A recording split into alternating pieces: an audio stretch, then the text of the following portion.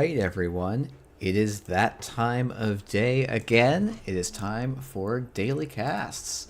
I've got three fantastic guests, as always, and we're here with some, I think, really interesting cards to talk about today.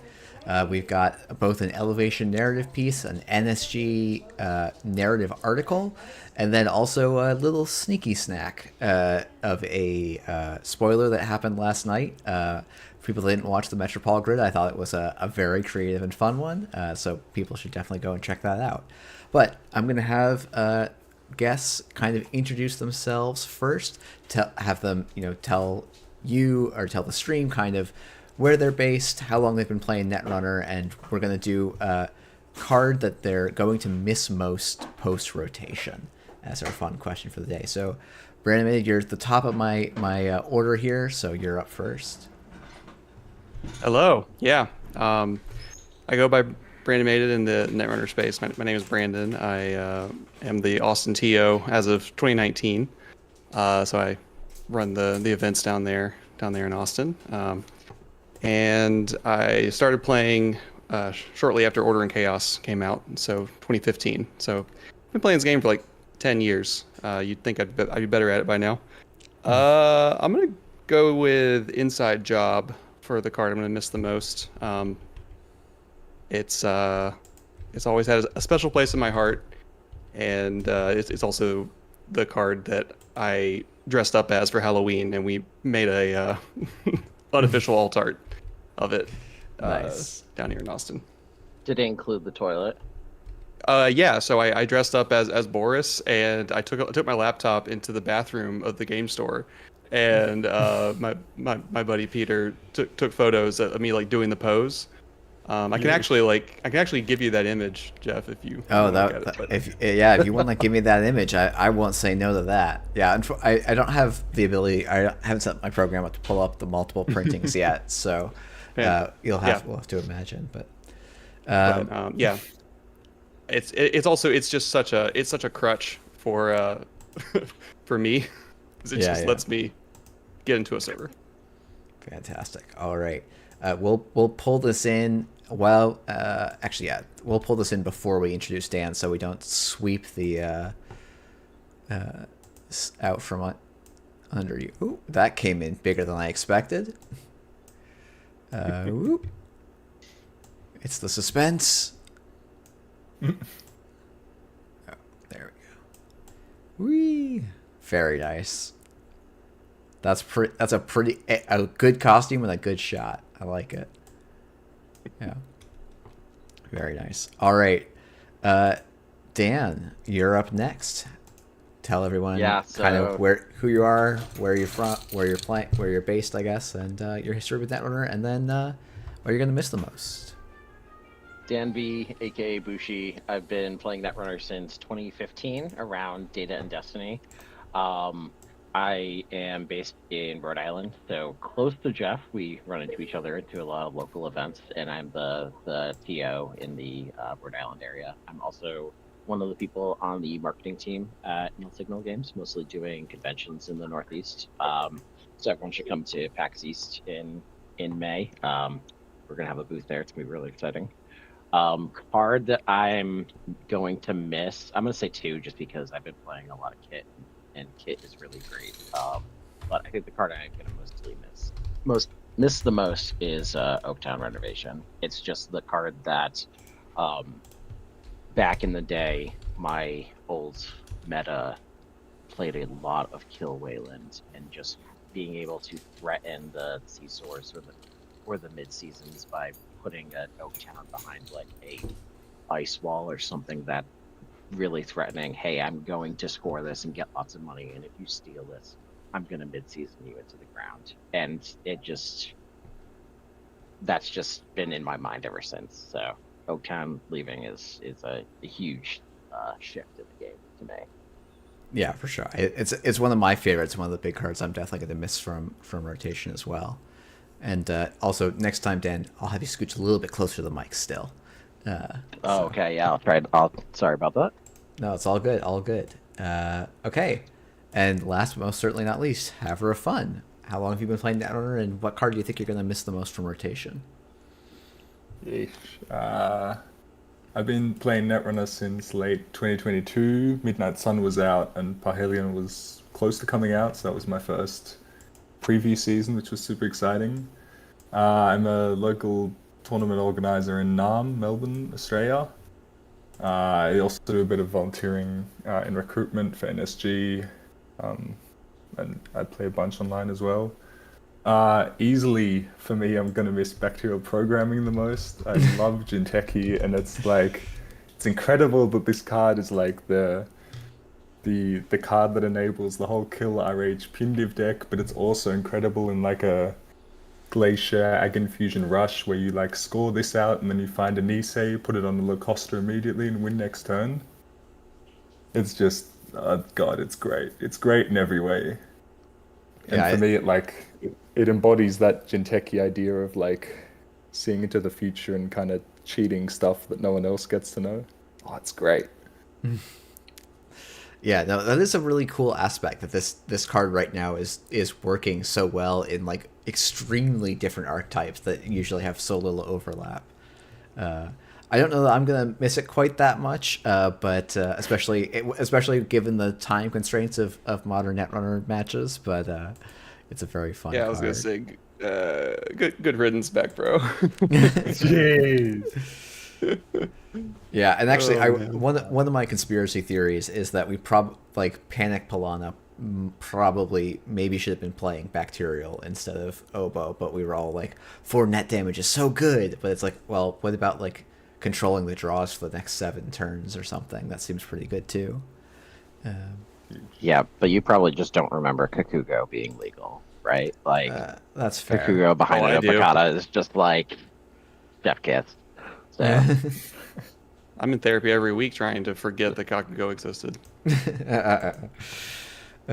All right, well, let's move on to our first card of the day. Nope, that's not that one.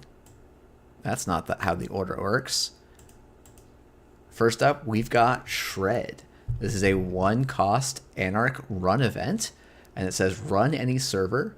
The first time the corp would end the run, prevent that run from ending unless the corp reveals and trashes X cards from HQ at random. X is equal to the number of cards in the root of the attack server. This is 1 influence, and the flavor text is the volume is the message. It's got some first thoughts on this. Well, it's a Punisher, which means in order to put it in your deck and play it when you draw it, you have to be happy with whichever outcome you get, and it's always going to be the one that's, least bad for the corp. Typically, to make a Punisher like really playable, you have to have some way to clamp one end of it so you get the outcome you want.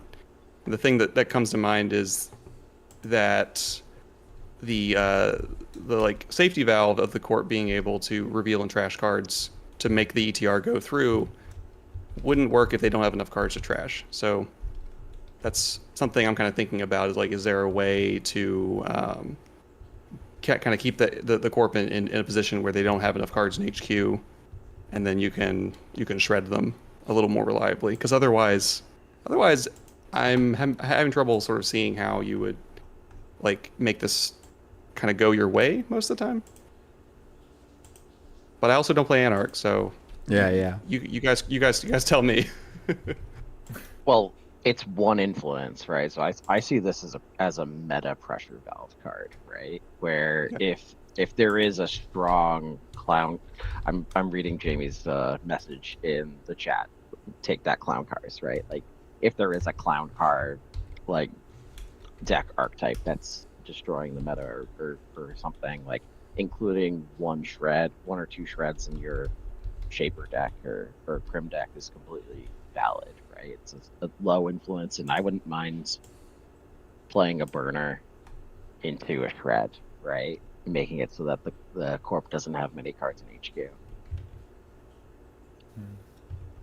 I don't know. I kind of feel like the 1 inf is a bit of a red herring or whatever. I feel like if it's like super clown car meta, I just take Light the Fire all the time. I think Shred is only really going to be played in like Essa, or I don't know how much it'll take off, but Phoenix, where like the corp already doesn't want to be discarding cards, especially at random, and it's like you're putting them more under pressure. Like I could see if there were like 2 cards in the root of some random server, and I don't even have any breakers out as SR, I just like rip this, and they're kind of sitting there saying, oh, do I really want to fire an ETR and lose 2 random cards from my hand while it's like kind of early-ish game and potentially lose an agenda?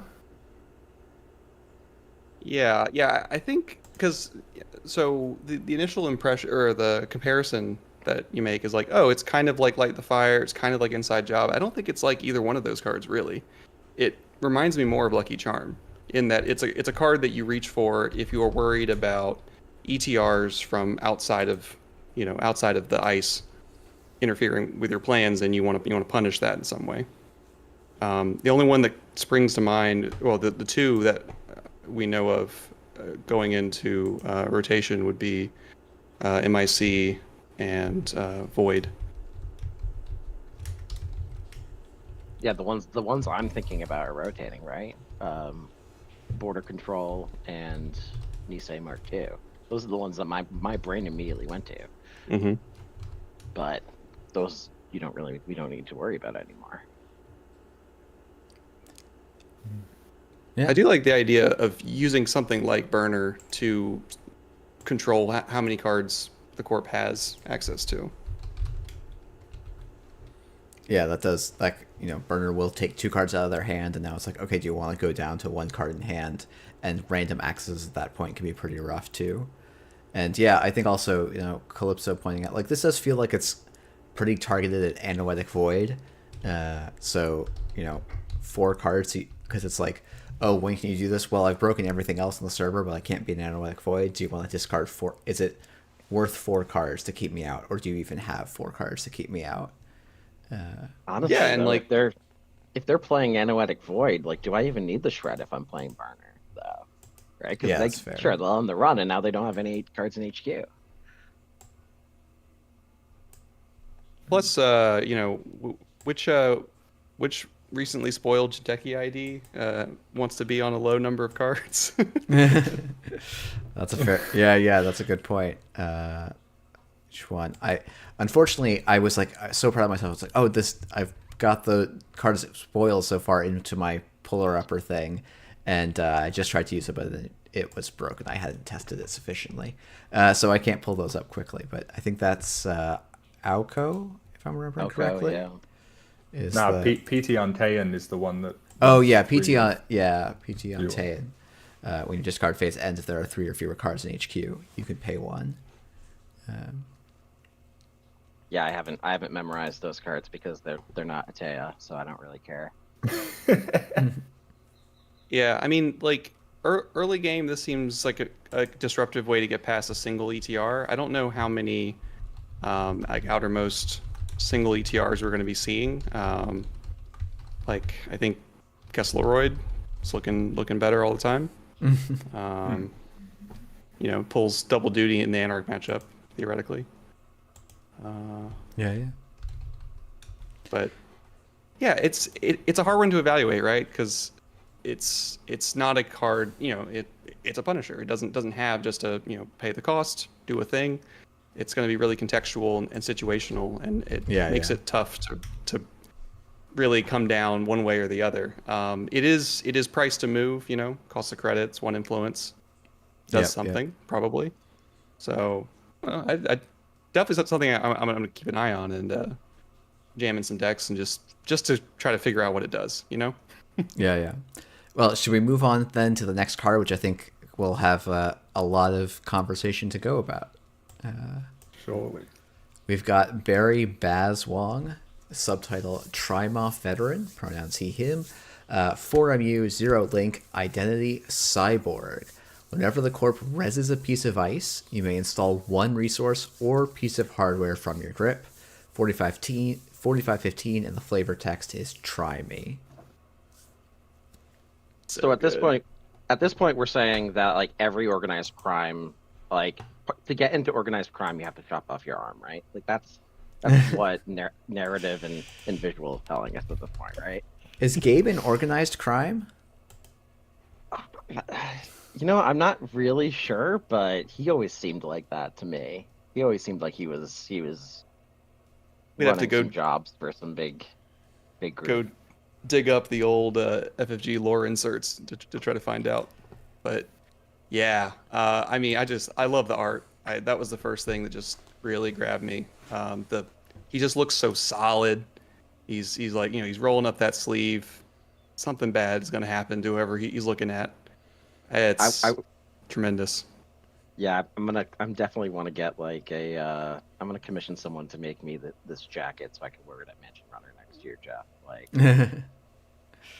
Yeah, But nah, this Bazza looks incredible. That suit is crazy. yeah, and Zafania just from knocking it out another of the flavor, park. I'm sorry. one thing I've heard a lot of people talk about today is that they're really excited about a runner that's not clearly a good guy.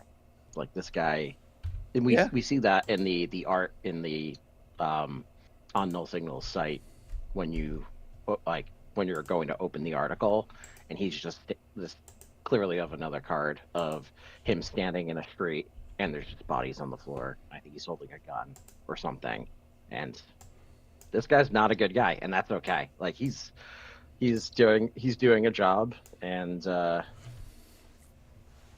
he's looking good doing it. I mean, Cyberpunk's all about the high tech low lifes. The faction is called Criminal.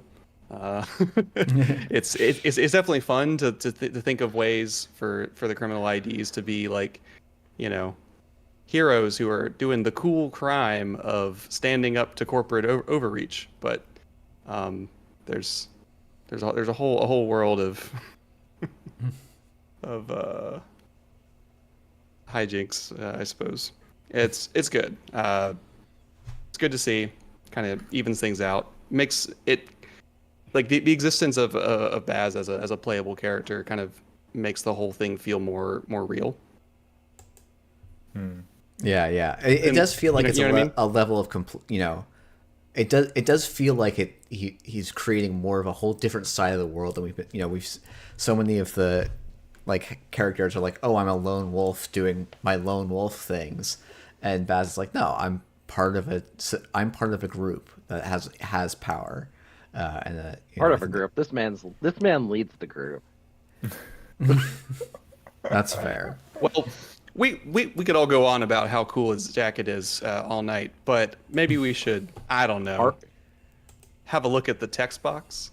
Well, his nickname being Baz, the first thing I saw someone say this morning was, does Baz stand for better as?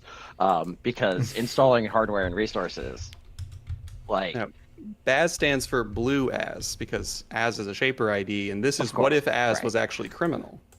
Blue as. like you're gonna be threatening servers turn one, right? If you like boomerang immediately. Yeah, That's the clear first card you put through. I'm actually in a Baz deck.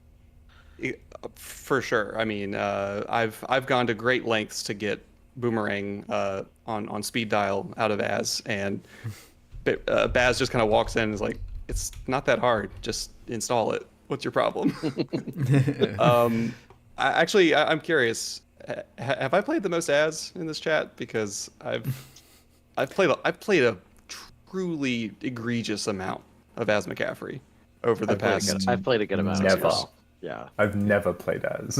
I think I've been baited into playing as on stream once or twice, but I've never sleeved it up in person for sure. it's fun. I don't know what it is.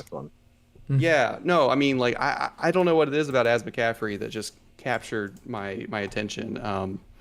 But yeah, I have wasted so much time playing Az. And I'm really excited to move on to this identity that I think is just, yeah, this is what you wanted. If you wanted to like install resources and hardware and you want to kind of make that your identity, dripping 1 credit a turn is not really it.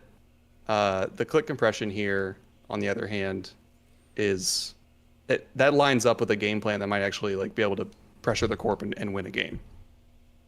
I mean, like just thinking about hardware that I'm excited to install right away is like Simul Chip to bring back like revolvers or Mhm. or cups. I've thought about using gachapons. Mhm. And honestly, I still think that Capybara is pretty sweet with him. Like going into mid late game, being able to D-res, and then all the D-res stuff. Like Baz is reliant on the corp to res ice. Now, obviously, if you are not resing ice as the corp versus criminal, then you're in a bad spot.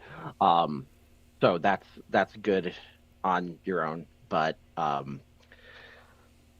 being able to de-res with things like Capybara and then for window of opportunity, I'm excited. I'm there. I feel like there's a lot of different decks that could be built out of Baz, and I'm not just thinking of, oh, here's the 45 correct cards in that deck. Yeah. I think there's going to be a lot of different stuff.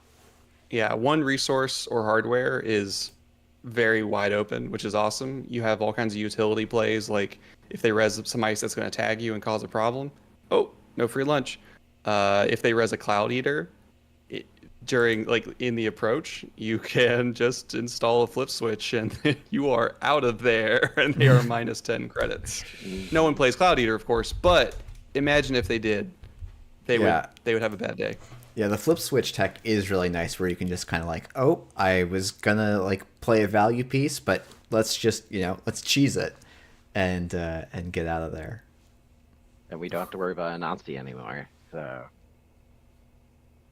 I even just love Baz for the stuff that doesn't interact with ice, because it's just whenever. So if the corpse scores an M-Dom and gets an ice, or if they score something off a Tucana and gets an ice, just like fully outside a run, I just go, yeah, I'll install Class Act or whatever, and it feels unbelievable. Like I'll never be using the basic action. Yeah, I will. It was very. I don't usually tell playtest stories, but the first time I played this idea against Ob, I was like, oh, this is the most hilarious thing ever. Because like every time Ob is like, oh, let me go pull an ice and get value, Baz is like, let me get some value off of your value, please. Thank you so much. And it was a very interesting discovery. And it's, I think it should be a fun matchup too. Yeah. Yeah, really, all you have to do is make sure that your hand is full, and you're fine. You'll be able to install the stuff too easy. Yeah. Yeah, I guess that is sort of like the missing piece is like how is criminal going to be keeping their hand full?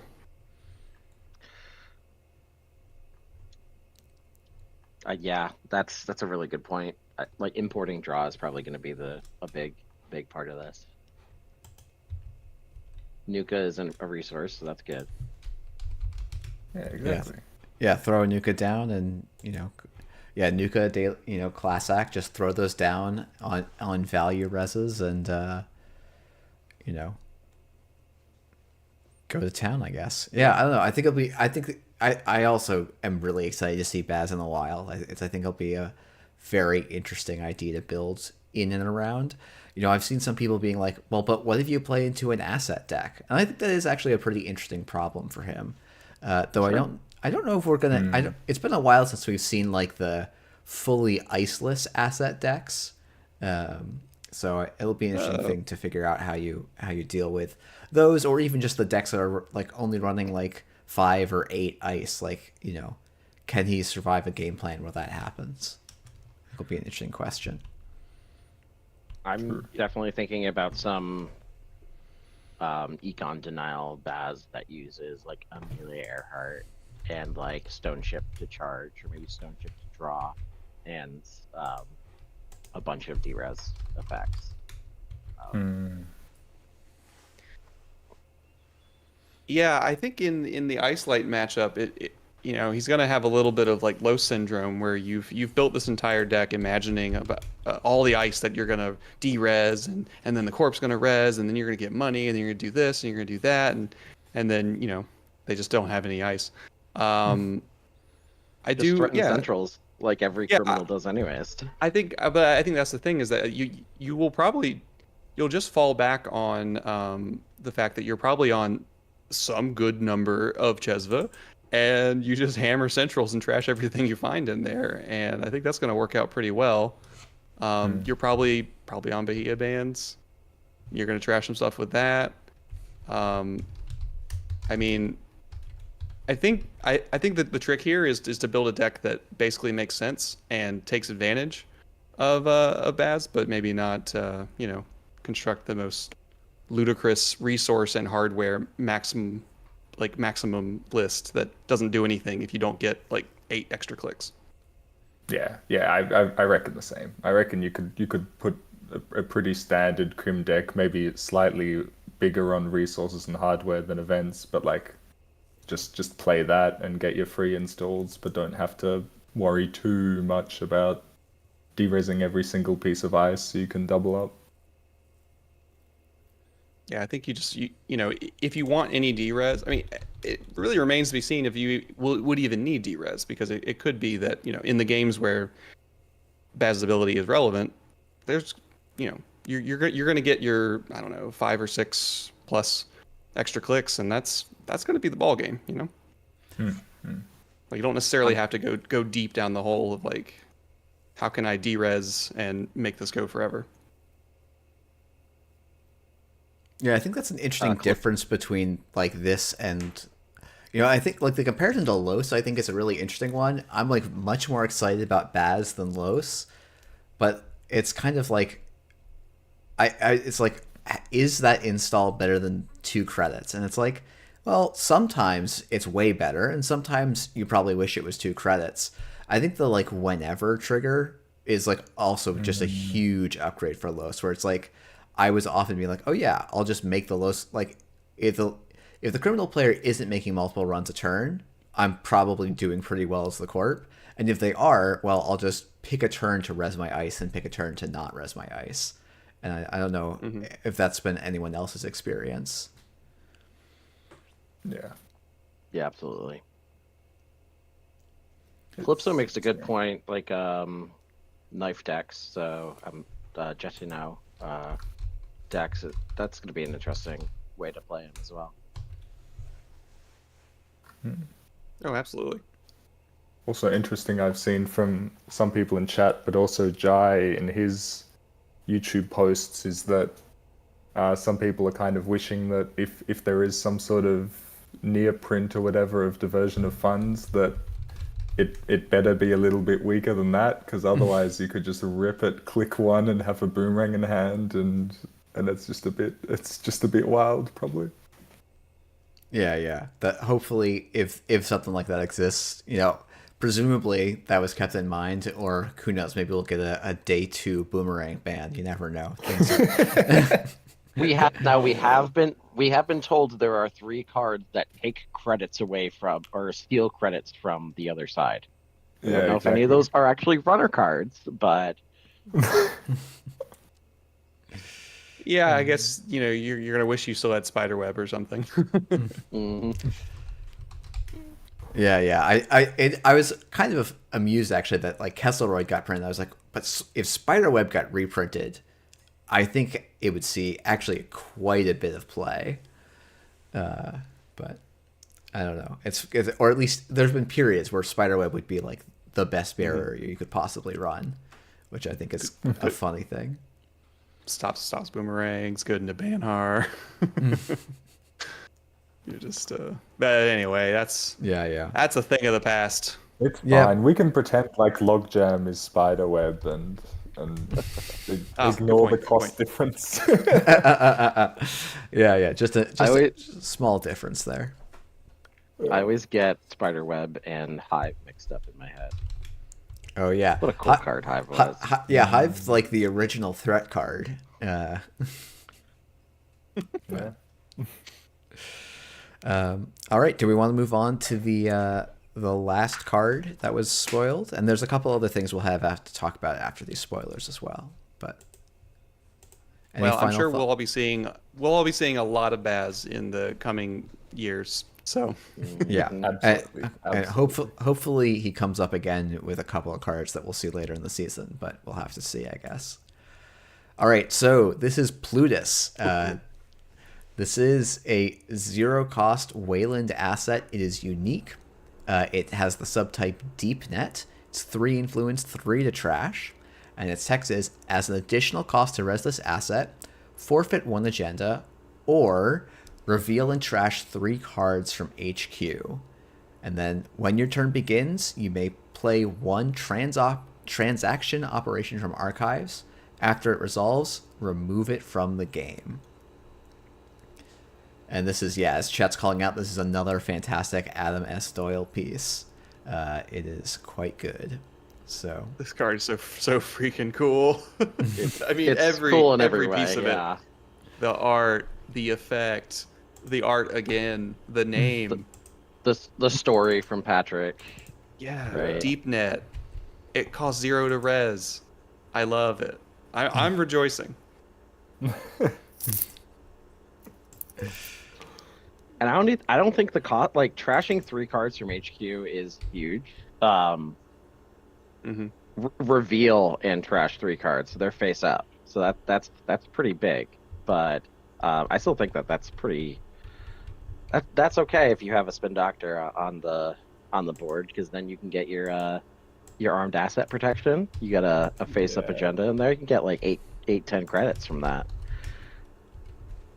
yeah, I think there's probably ways to turn that downside into an upside if you build correctly.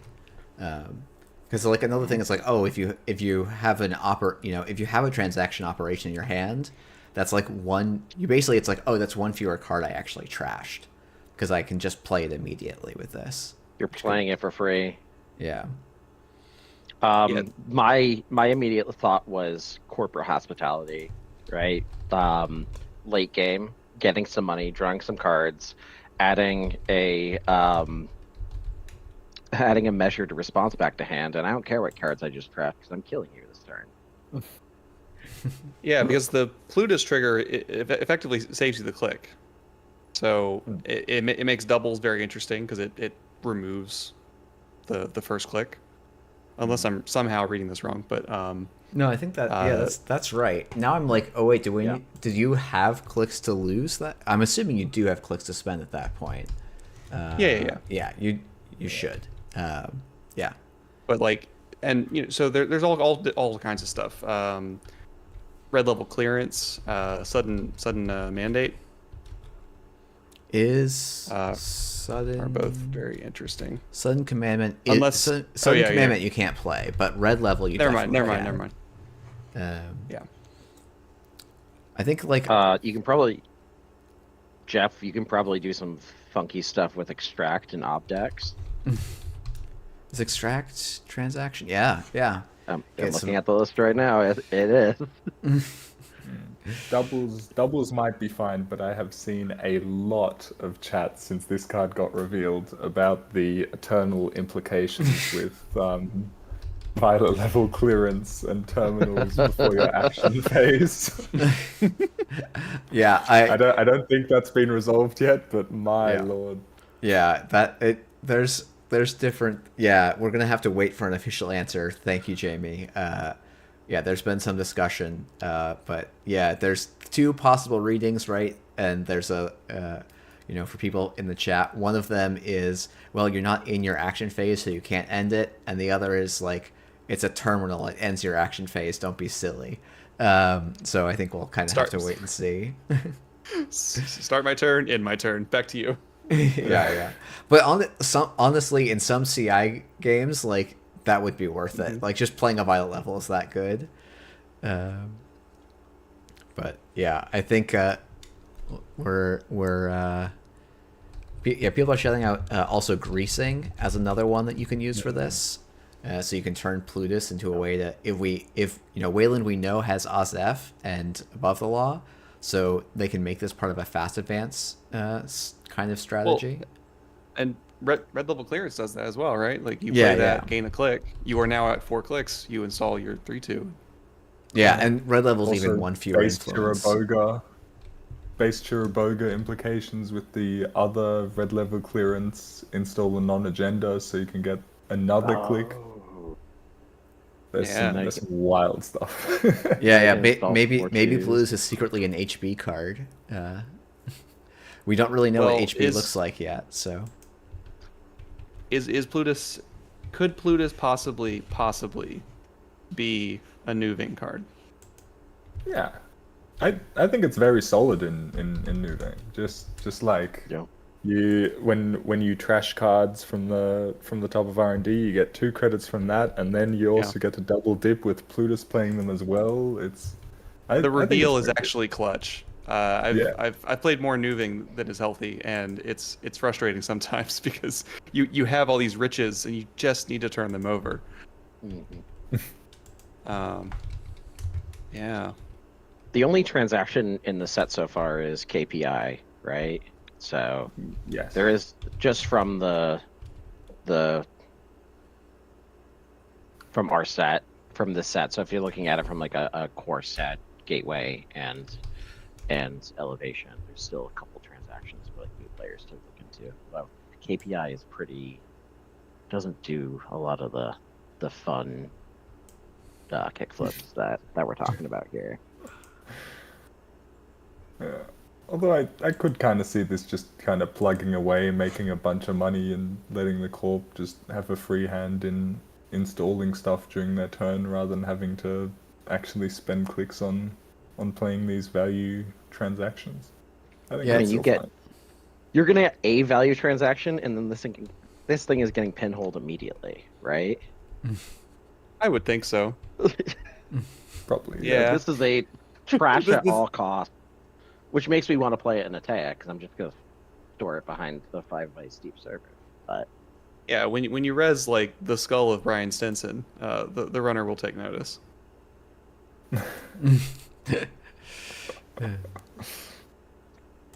Yeah. I just can't wait. I mean, this card looks awesome. Yeah. It's probably just rocket fuel for Zwicky, right? Yeah, probably. I mean, Yeah, yeah, because absolutely. Zuki's the first time each turn, so it's not like you don't get to double dip. But yeah, that would actually be wild if this was like when the runner ends their turn, play a transaction or something. That would be even more cursed. But Wiki, if so, from corporate hospitality, you get 3 cards. So you get 2 cards from corporate hospitality, a 3rd card from adding a card from archives to HQ, and then the Zwicky draw as well. Like, that's a huge amount of value for 1 click. yeah, Yeah. I mean, this is exciting enough that I'm willing to spend an MDOM score to res it for free. Like it's Yeah. great. Mm-hmm. Because like then you just make all the money to res the ice that you were gonna spend get for free with MDOM anyway. I think it's just incredible. Oh yeah, you could in theory, even just tutor for this and forfeit the eminent domain all as part of that 1 cost. That's kind of an interesting idea. No, I just mean can't you Wait. res this off the score? Oh It's yeah, you're just totally anything. right. It Yeah, doesn't it's have just to be install ignoring all costs. Yeah. You don't even have to forfeit. What am I thinking? That's very neat. Yeah. Oh. Hey. So you get the first Plutus for free, and then, of course, it's not going to stick around, but then you install the second one, and then you sacrifice the eminent domain to it. Exactly. It's That's incredible. great. And then when you play corporate hospitality, you bring the Plutus that was trashed originally back to your hand. So when they trash the first one, I actually think the only problem with this card is it's going to be so like awesome if you have it cooking in a remote, but at some point you're required to install agendas. Yeah, Which is just a real bummer. Netrunner's unfortunately not just line goes up, I win. That's devastating. Yeah, that's But why I was actually- talking about measured response, and you just kill the runner. Just let them access the agendas and then murder them. It's fine. Or just have a like a mostly fast advance plan. I mean, Yeah. you just have Plutus cooking in the remote, and if they can't stop it, you're gonna score a bunch of points. I don't know. We don't have Audacity anymore, which is a speed bump for that, but you never know. Wayland has the most 3/2s now, so that's Mhm. Yeah, exactly. Man, this card's sweet. I love it. It's great. let's see. Dan, I think you wanted me to shout out the convention promo for this season. Oh yeah. So last year we did, actually, was it the year before? No, last year So we've been doing convention promos for the last couple of years when we do conventions. So 2 years ago it was Full Bleed of Overclock. The year after that, so last year it was Wage Workers, and this year you might have seen at Worlds and a lot of our other conventions we've been to some of the awesome banners that we had of all the different characters on the crew. So we thought that going with a lot of our marketing materials, we're going to be handing out Full Bleed crew alt arts at conventions this year. So these will be available at PAX East in a couple weeks, and a bunch of other conventions in the future.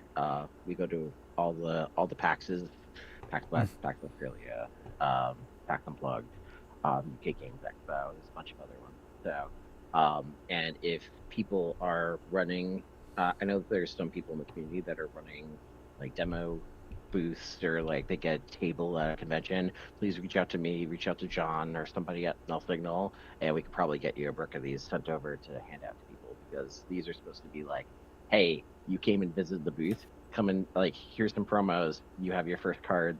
Hey, by the way, you actually don't need these. This is a collecting game. But people do, like, when they see cards, they like to collect cards, and this is the first bit of that, right? And I just love the art here.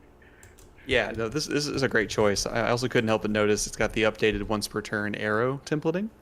Oh, true. Yeah. Yes, that's good. I think there's an article about that soon, I think. So there is an updated templating. Oh yeah, that once per turn flag. I gotta say, I really like that flag. I know I've been vocally complaining in the past. Like, I hate that the only once per turn is the last thing that's said on an ability, and this is like a good compromise of still making it clear what's happening, but also like putting it in the, so I don't get all excited to like do this a million times and then get you know, juked. So right, yeah. So a little bit of a mini spoiler, and then actually while I'm talking about spoilers and stuff, so we also have playmats for sale at conventions. So this year the playmats are going to be, I can't remember the name of the card. It was in the card fan, octopus, Shaper Octopus card, and by Adam Doyle and Chromatophores and Measure Response are going to be our two convention playmats this year. It's going to be pretty awesome. Ooh. Yeah, very excited about that. Wait. Sorry, did you just say that we're getting Chromatophores on a playmat?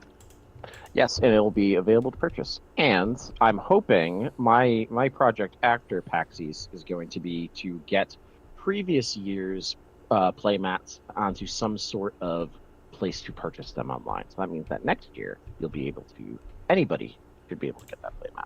That's my goal. I can't promise anything right now, but that's my goal right now, is to get it so that people could get. I think last year we had Muse and Hollow Man. yeah, The year before that, that it sounds was right. Raindrops, Cut Stone, and Umbrella. Terrible card, but amazing art. I'm sorry. So just wanted to kind of share some not really elevation scoops, but wanted to share that as well. Yeah. And Jeff, it looks like, by the way, I'm gonna give you a bees update. It looks like the GLC chat has not yet fully broken the code of the bees cards. So maybe by tomorrow's daily cast we can talk about some bees stuff. Very cool. I'm also cardgamer.com is getting some previews. I'm going to throw a link to an article in the chat because they've shown us the art of a couple of the cards that are going to be on their on their reveal when are they on here? I wonder. I'm trying to quickly check. Oh yeah, they're on Tuesday the 22nd. So we're gonna have to wait a long time, but they've got. Let me see if I might grab these arts real quick, and we can do a quick speculation on anything from these cards. And actually, one of these cards is the World's art, which oh yeah, I like quite a bit. I knew I recognized that. I'll go and throw that one up first. I really appreciate the the file name for this one is sorry runners, you aren't getting the card name from this, which is good. Yeah, this is a very neat card. I'm kind of or a very neat art. So I'm kind of curious if anyone has guesses on faction or effect or like card type. Oh dear lord. It's fine if you don't. Okay. This is a corp card. No idea. This is a corp card, and it tags you. And no matter where you go, it tags you. And then you're tagged. Now, hang on. What else could this card do? Criminal run event. Now we're talking. Could this be the account siphon card?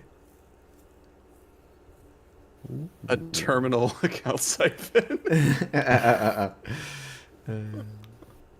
I mean, whatever. We'll take it, I guess. It's. Right. I mean, it's neat. I have no idea. It looks great. It looks great. And I should probably credit the artist for that one as well, because I'm sure that's given here. Oh, actually, it's not quite.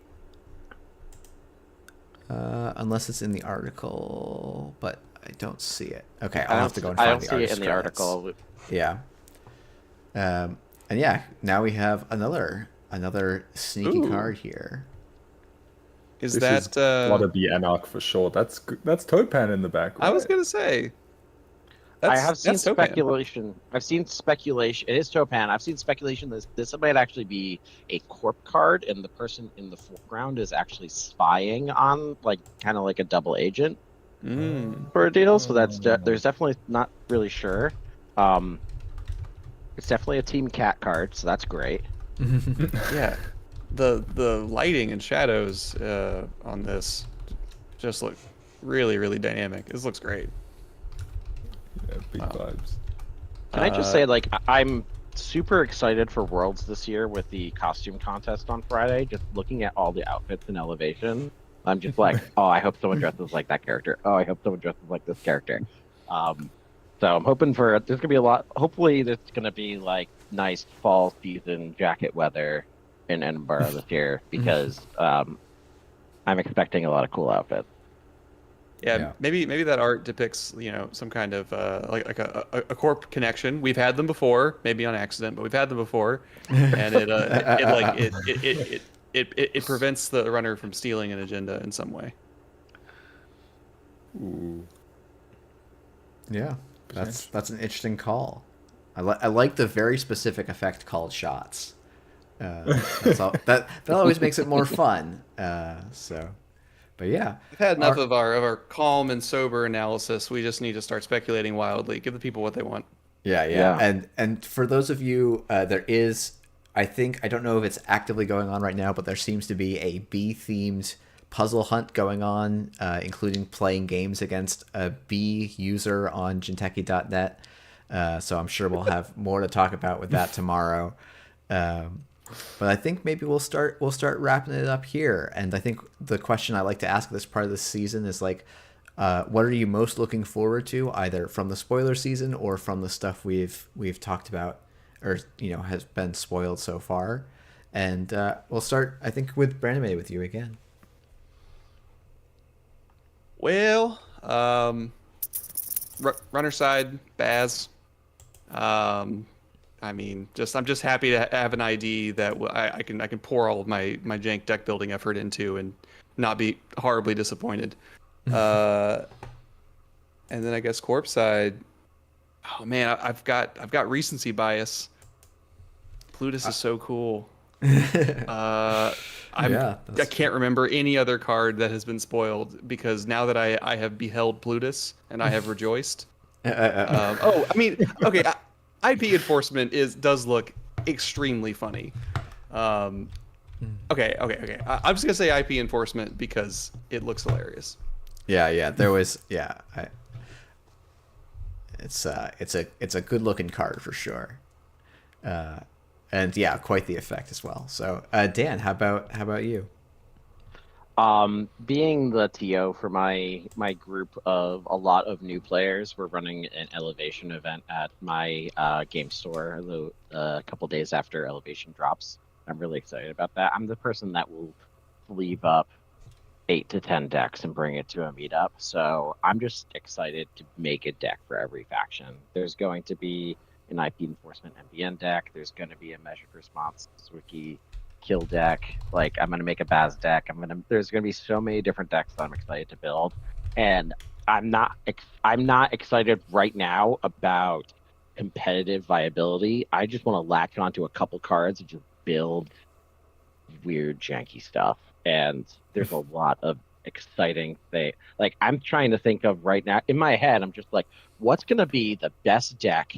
I want to make a concerto deck right now and just like make something wild, because it doesn't have to be competitively viable. I just want to jam some fun games. So that's what I'm trying to do right now, and I'm really excited. Concerto and Baz do actually seem like they could go together pretty well. I'm aware. I know. Maybe a little off theme, but potentially a nice little 1-2. Little prognostic Q loop. Look at the top card of your deck. Know exactly when to go. There's stuff to do. So I'm excited about Jank, and then I'm excited about new competitive seasons of going to tournament and building. Yeah. We'll have Mega Cities not too far after.